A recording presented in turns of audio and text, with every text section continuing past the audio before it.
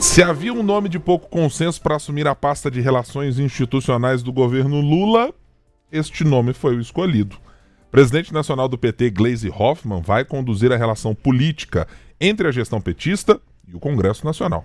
Pois é, o repórter Ed Ferreira Júnior está em Brasília, traz para a gente agora os detalhes sobre esse anúncio feito pelo presidente Lula nesta sexta-feira. Já te dou boa noite, Ed. Uma decisão, né, nas vésperas aí do feriado de Carnaval, que chamou a atenção, né, de todo mundo, pelo menos aí em Brasília. Boa noite a quem nos acompanha. Eu estou aqui em Brasília e é isso, a notícia da indicação da deputada federal Gleisi Hoffmann, presidente do PT, presidente nacional do PT, para a Secretaria de Relações Institucionais, desagradou o Centrão, que tinha o nome do deputado Isnaldo Bulhões como que é líder do MDB na Câmara dos Deputados, e o MDB é o terceiro maior partido, a maior bancada da Câmara. Então, o partido e o Centrão aguardavam a indicação de Isnaldo Bulhões como esse interlocutor entre o governo e o Congresso. A indicação de Gleisi Hoffmann desagrada algumas alas uma parte do Congresso Nacional, porque Gleisi tem um tom mais combativo. Ela é uma deputada que faz críticas, inclusive aos integrantes do próprio PT. Ela não tem uma boa relação e critica o ministro da Fazenda, Fernando Haddad. Então, mas Gleisi tem uma relação pessoal com o presidente Lula. Foi fiel escudeira dele durante todo o processo de prisão, no período que ele ficou preso em Curitiba, e foi ministra da Casa Civil no governo de Dilma Rousseff, de quem também foi braço direito. Então, a chegada de Gleisi ao governo não era esperada, ainda não sabia qual a pasta que ela poderia ocupar, mas desagrada essa parte do Centrão, como você disse aí no começo, de uma parte do governo também, porque esperavam-se esse nome que tivesse fora do partido do PT. Mas, como ela é amigo pessoal do presidente, e o presidente tem repetido, inclusive, alguns ministros em seu governo, nessa nova gestão, é o que a chegada dela nessa véspera de Carnaval traz aqui esse desconforto entre alguns partidos. Então vamos lá, tem alguns pontos para a gente ressaltar nessa decisão, e evidentemente que nós não vamos tratar deles sem trazer a Larissa Arantes para essa conversa. Larissa, primeiro ponto, Edio Ferreira Júnior trazia na sua participação a expectativa que se tinha na Esplanada dos Ministérios e no Palácio do Planalto. Não sei se no Palácio do Planalto tanto, mas na Esplanada dos Ministérios. É de que Gleisi Hoffmann estaria no governo, mas não necessariamente na pasta de Relações Institucionais. Primeiro ponto que eu levo a questionamento com você. Tratou-se efetivamente de uma surpresa ou em algum momento chegou-se a cogitar essa possibilidade dela ocupar a pasta com a saída de Alexandre Padilha? Guilherme, surpresa total. Surpresa total. Gleisi, até então, era cotada para a Secretaria-Geral no lugar de Márcio Macedo, e até então a Secretaria de Relações Institucionais poderia ir para... alguns nomes estavam colocados ali. O Edio destacou o nome do deputado Isnaldo Bulhões, mas se chegou a cogitar também, por exemplo, o próprio Jacques Wagner. Então, sim, foi uma surpresa, não era uma troca, não era um anúncio esperado, que seria o nome de Gleisi Hoffmann. E agora é aguardar a repercussão também, como o Edio já trouxe, tem sido intensa, principalmente em relação à oposição, mas não, foi surpresa sim, Guilherme. Bom, Adriana, na sua avaliação, é a mesma direção da Larissa? É uma surpresa? Tem algum componente que te chame a atenção nessa escolha do presidente Lula que salte assim aos olhos? Eu não considerei surpresa, não. Vou discordar um pouquinho da Lari. Me dê licença, viu, Lari, para discordar de você um pouquinho. Claro, você pode tudo. Eu não achei surpresa. Por quê? Porque a Gleisi Hoffmann, ela teve um papel muito importante na eleição do Hugo Motta na Câmara dos Deputados, na articulação, inclusive, de votos do próprio PT para a eleição do Hugo Motta como presidente da Câmara. E, de certa forma, respingando também na eleição do Senado. Então, essa articulação, ela foi importante. Ela teve um papel ali, na vitória dos dois, especificamente aí do Hugo Motta, já que ela é deputada federal. Então, de certa forma, essa relação, com o presidente da Câmara, ela já existe e parece que não é uma relação conflituosa. Tanto que, né, o presidente Lula ligou para o Hugo Mota e para Davi Alcolumbre para anunciar, né, que a Gleisi estava na no Ministério de Relações Institucionais. Então, de certa forma, ela tem esse papel de articuladora. Então, demonstrou isso na eleição para a presidência da Câmara. Agora, pode ser que desagrade, claro, a ala do Centrão, né, no governo. Por quê? Porque outros nomes estavam sendo cotados até mesmo como nomes mais articulados nessa conversa, né? Não tão com um partido com um posicionamento não tão definido, vamos dizer assim. A Gleisi, ela tem esse perfil, né, mais combativo, ela defende o PT com unhas e dentes, né? Claro, presidente do PT, presidente do partido. Então pode ser que alguns pares ali entendam como uma dificuldade, né, para o diálogo. Mas nesse momento de retomada de popularidade do próprio governo Lula, eu entendo que, na minha leitura, é de que o presidente precisa de alguém que ele confie, né, e que defenda realmente o governo com unhas e dentes. E, de certa forma,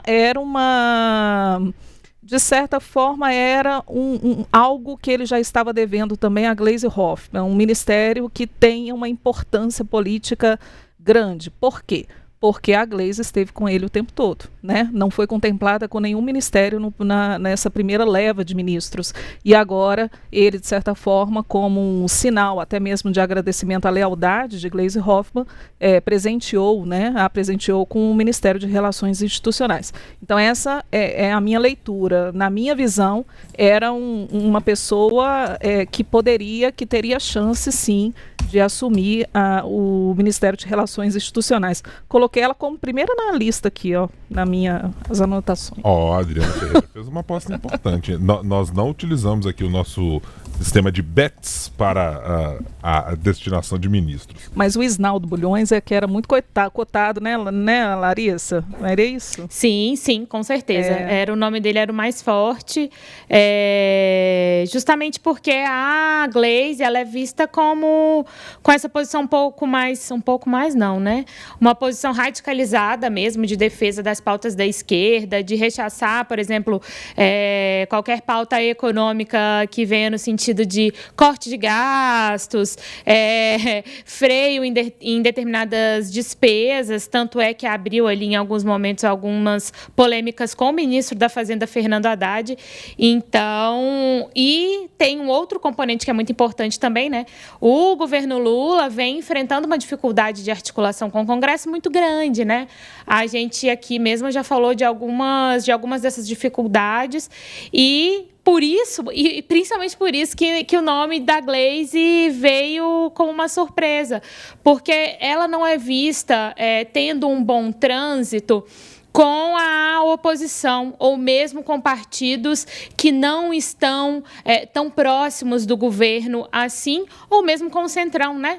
O governo precisa muito do Centrão para conseguir, principalmente, passar o que ele quer agora nesse ano de 2025, seja a reforma do imposto de renda para quem ganha até R$5.000, seja a outra parte da regulamentação da reforma tributária.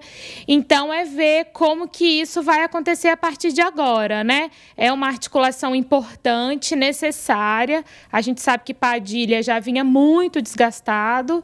Então, é o governo iniciando um novo capítulo nessa relação, tanto com o Senado quanto com a Câmara, né, pessoal? Então, vamos lá. Vou colocar aqui os meus pitacos nessa conversa. Primeiro, eu conversei com duas pessoas que me disseram que, a escolha por Gleisi Hoffmann não se deu única e exclusivamente numa ida direta ao nome dela. Houve consultas por parte do PT a Isnaldo Bulhões para que ele topasse participar deste cargo, especificamente de relações institucionais. E ele negou por 2 vezes. Então, não é que não tenha havido uma tentativa. Eu acho que em algum momento essa história se tornará um pouco mais clara. Ela ainda está, evidentemente, ligada aos bastidores e ninguém, no dia do anúncio de ministra, vai dizer exatamente que a escolha dela se deu porque outros não aceitaram essa posição. Mas quem me contou essa conversa disse claramente, olha, houve 2 tentativas, pelo menos, de sondagem, né? Dizer, Isnaldo, você topa, não, vamos conversar depois, nesse momento não. Depois houve uma segunda tentativa para saber se ele tinha o mesmo interesse, porque aí o presidente Lula já queria tocar essa pasta para frente. Mas vamos lá. Quando a gente tratava de Gleisi Hoffmann em outra secretaria, aquela ocupada atualmente por Márcio Macedo, muita gente dizia assim, não, mas acho que se for num espaço de interlocução da presidente do PT, Gleisi Hoffmann, para falar com as entidades da sociedade de maneira geral, com movimentos sociais, ela pode ter sim uma possibilidade, porque o PT é um partido que tem enraizamento pelo país, é uma legenda cujo a ciência política mostra, é a legenda que tem a maior identificação partidária historicamente no país, juntamente com o MDB, tudo isso. Só que vejam bem, eu fui dar uma olhadinha quais são os preceitos da Secretaria de Relações Institucionais. Para que ela serve, coisas que ela faz, as suas obrigações na estrutura de governo.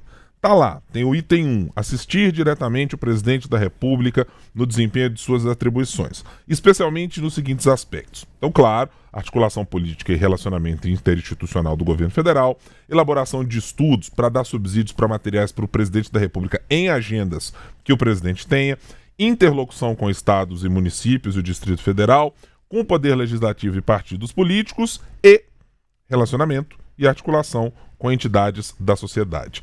Então me parece que, objetivamente, ela pode fazer nesta pasta o mesmo que faria em outra pelo PT, pelo governo do presidente Lula.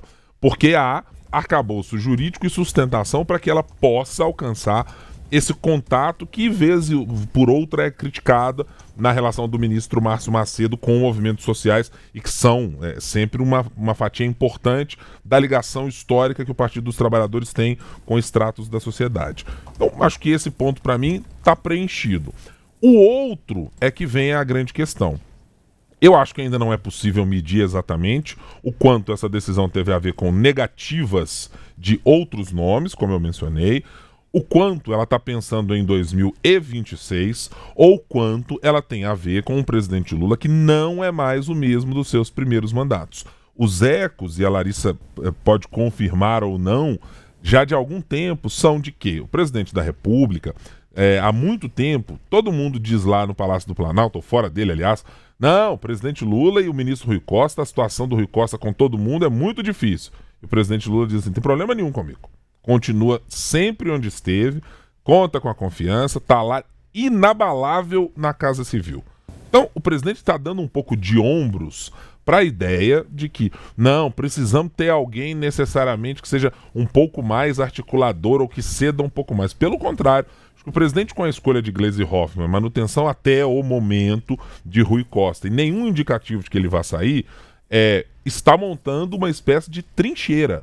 É assim, se as coisas apertarem em algum momento, eu tenho quem defenda o governo do PT, eu tenho quem defenda o governo do presidente Lula no seu terceiro mandato, e eu tenho quem vai bancar as ideias que eu imagino que são as mais exitosas. Bom, eu não tenho condição de dizer se é isso que era o resultado necessário, o ataque necessário que o partido deve fazer para enfrentar os problemas do governo. Mas claramente ele é um recado, acho eu, para o Congresso Nacional, ao dizer que aquela história de Arthur Lira em outros momentos, dizer gostaríamos de ocupar um cargo assim, ou dar pitaco no Ministério da Saúde, eu acho que o presidente da República deu um indicativo até agora, e é preciso olhar ainda o todo, deu um indicativo de que não vai entrar em leilão ou conversa com o Congresso Nacional para algumas dessas posições. O que me leva a crer que em outros ministérios, como o de Desenvolvimento Social, Combate à Fome, não se chama mais, não tem mais essa nomenclatura, talvez o presidente também não abra mão, não. Vai dizer, gente, olha só, 2026 o ministério vai ficar comigo, vai ficar com o PT, e quem estiver disposto a fazer disputa política vai fazer olhando para 2026.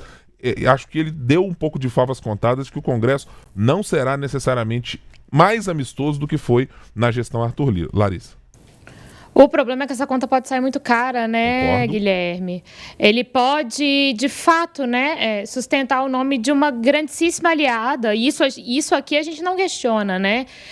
Que Gleisi estava lá nos 580 dias que o presidente Lula ficou preso em Curitiba, que ela fez uma defesa, sempre fez uma defesa muito articulada do Partido dos Trabalhadores em momentos muito cruciais, assim, de muita crise. Isso também a gente não questiona.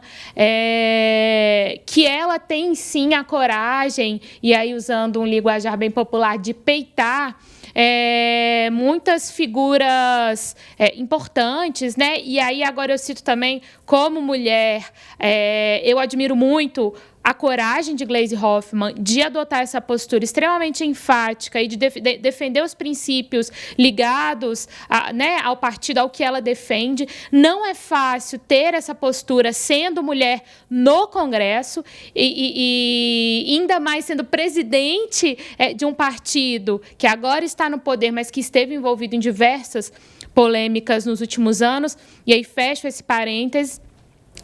Isso ninguém está questionando, né? O tanto que ela é aliada, o tanto que ela já demonstrou ser extremamente confiável. O problema é que o presidente Lula, se ele estiver de fato formando essa trincheira, como você citou, Guilherme, ele pode estar criando ao mesmo tempo um grande buraco, um grande abismo com o Congresso Nacional, né?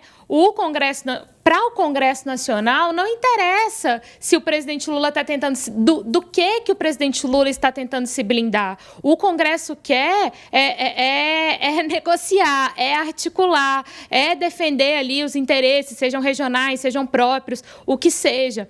Então, eles querem alguém...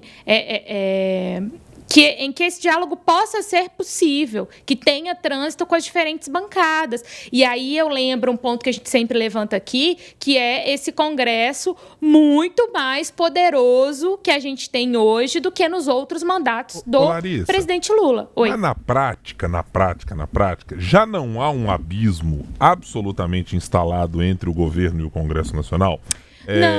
Não, você vê ainda com alguma possibilidade de reatar laços ou reconstruir elos com o Congresso? Não digo reconstruir, mas reaproximar com certeza. A gente pode falar que é a relação ideal de um governo com o Congresso, essa relação que a gente vê hoje? Não é a ideal. Até porque o próprio ex-presidente da Câmara, Arthur Lira, chegou a chamar o ministro de Relações Institucionais, Alexandre Padilha, de incompetente, né, de desafeto pessoal. Ele falou isso abertamente. Então, quando se chega a esse nível, a gente sabe que existe um desgaste do governo com o Congresso Nacional. Mas o governo, e aí cito, por exemplo, a articulação do próprio ministro da Fazenda, Fernando Haddad, que errou em alguns momentos, mas que acertou em vários outros, conseguiu passar pautas importantíssimas para o governo, que talvez não passariam com tanta facilidade em anos anteriores. Então, eu acho que o abismo ainda não está formado. E não estou dizendo aqui também que vai se formar, né? Não estou aqui fazendo previsões nem nada disso, não. Mas ao nomear a Gleisi Hoffmann para essa articulação, pode ser que o desgaste seja maior. Se colocasse ali um nome do Centrão, a possibilidade seria maior de um diálogo, de uma reaproximação, de ter um trânsito melhor? Acredito que sim. Mas não, abismo, nós ainda não acredito que o governo tenha neste momento com o Congresso, não. Já Guilherme vou defender um pouco mais o ponto de vista aqui, mas antes a Adriana Ferreira vai entrar no meio dessa celeuma, porque agora eu e a Larissa entramos em rota de colisão, tá? Pois é. Sexta-feira, pré-carnaval, e a gente aqui, né, na colisão. Tenho mais um argumento para ainda intensificar essa discussão aí de vocês, mas eu queria, eu penso um pouco diferente. Eu penso que nesse momento o presidente Lula realmente está querendo reforçar essa retaguarda e também ter pessoas de confiança no momento que ele está precisando, que é a questão da popularidade que está em jogo. Quem sabe já pensando até mesmo em 2026. Então, é o que eu penso nesse primeiro momento. Eu trago agora uma fala do presidente Lula na solenidade dos 45 anos do PT, em que ele dirige, né, a fala sobre quem é Gleisi Hoffmann. Eu acho que essa fala deixa muito clara, né, como o presidente vê a Gleisi.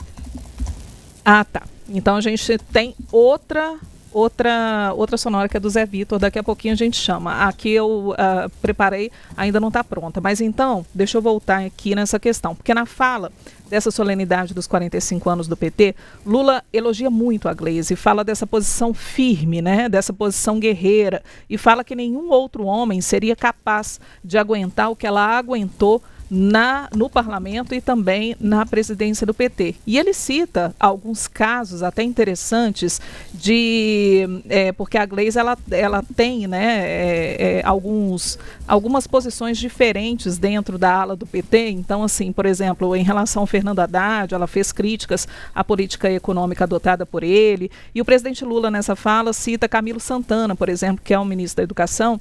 Então, fala que a Gleisi não era muito amiga, vamos dizer assim, do Camilo Santana, e que depois, né, de uma boa conversa, no momento mais descontraído, eles se tornaram pessoas que se admiram e tudo mais. Então, mostrando realmente essas vulnerabilidades e essas vulnerabilidades que, segundo, ou pelo menos nessa fala do presidente Lula, pareceu ser vulnerabilidades que são contornáveis, no meu ponto de vista.